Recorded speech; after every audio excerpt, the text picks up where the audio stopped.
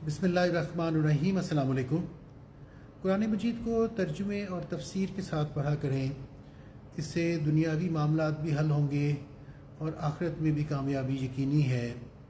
और ये अल्लाह और उसके रसूल सल्लल्लाहु अलैहि वसल्लम का हुक्म भी है कि कुरान से ख़ुद भी नसीहत हासिल करें और दूसरों की भी रहनुमाई करें।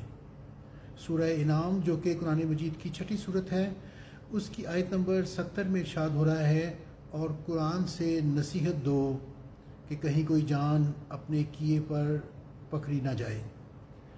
इस हवाले से हमें पता चलता है कि वो लोग जो बुरे अमाल करते हैं, जो बुराई में मुब्तला हैं, उन तक अल्लाह और उसके रसूल सल्लल्लाहु अलैहि वसल्लम का पैगाम पहुंचाना हम सब का फ़र्ज़ है, ताकि वो अपने बुरे अमाल की वजह से अल्लाह की गिरफ्त में ना आ जाएं। अस्सलामु अलैकुम।